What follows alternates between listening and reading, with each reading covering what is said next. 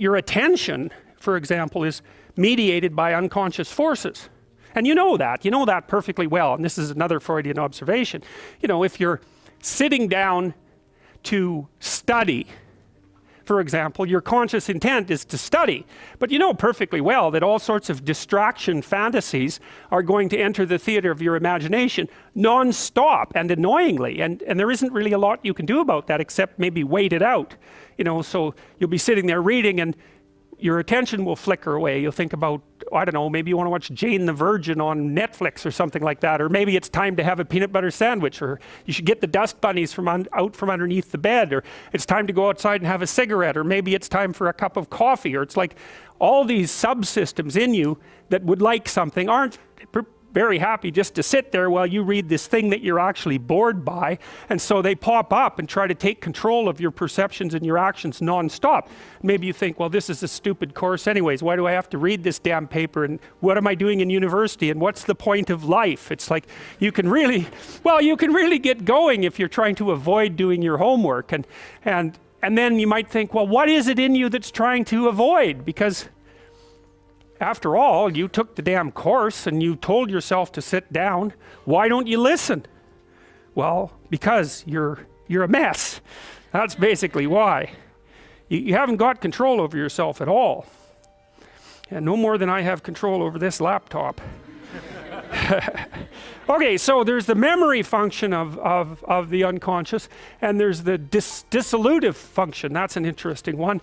The unconscious contains habits, once voluntary, now automatized, and dissociated elements of the personality, which may lead a parasitic existence. That's an interesting one.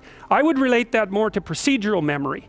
You know, so what you've done is practice certain habits, whatever they might be, let's call them bad habits, and you like those things to get under control, but you can't. So maybe when you're speaking, for example, you use like and you know, and you say a lot, and you've practiced that, so you're really good at it, and you'd like to stop it, but you don't get to, because you've built that little machine right into your being, right? It's neurologically wired, and it's not under conscious control, and anything you practice becomes that. It becomes part of you, and that's another element of the unconscious, a different part. And then there's a creative part, which is that, well, you know, you're sitting around and maybe you're trying to write something, or maybe you want to produce a piece of art or a piece of music, or maybe you're just laying in bed dreaming and you have all these weird ideas, and especially in dreams, it's like, where do those things come from?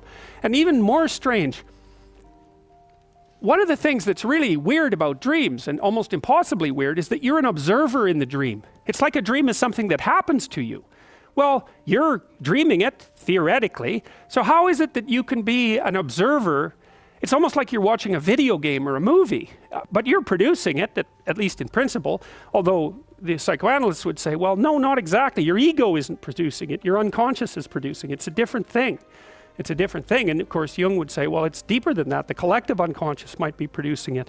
It's, in some sense, it isn't you exactly, or it isn't the you that you think of when you think of you. And that's the ego from the Freudian perspective, the you that you identify with. That's the ego.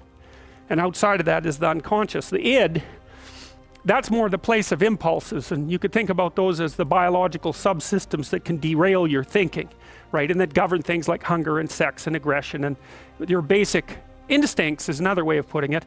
And it's a reasonable way of thinking about it, because these are subsystems that you share with animals. You share them certainly with mammals, you share most of them with reptiles, you share a lot of them with amphibians, and even going all the way down to crustaceans there's commonality, for example, in the dominance hierarchy circuits. And so these are very, very old things, and the idea that you're in control of them is, well, you're not exactly in control of them.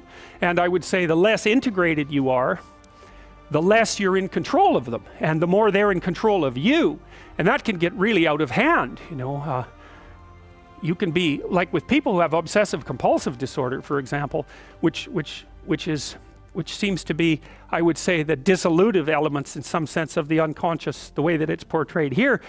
Poor people with obsessive compulsive disorder, they can spend half their time doing things that they can't really control, and they have very strong impulses to do them, and it's very hard on them to block them. You know, they'll almost panic if those things are blocked. And then you have people with Tourette's syndrome, you know, that they'll be doing all sorts of weird dances and spouting off obscenities, and and imitating people without being able to control it, and sometimes a little bit of antipsychotic medication can dampen that down, but it's as if there are these autonomous semi-spirits inside of them that grip control over their behavior and make them do things. And you know, you find that to some degree in your own life, because maybe you've become very attracted to someone, even maybe you don't want to be attracted to the person, and then you find yourself, you know, texting them when you know perfectly well that you should be going to bed, and you know, you're in a grip of something, and you can't control it, and that's all part of the unconscious and all part of what Freud was studying.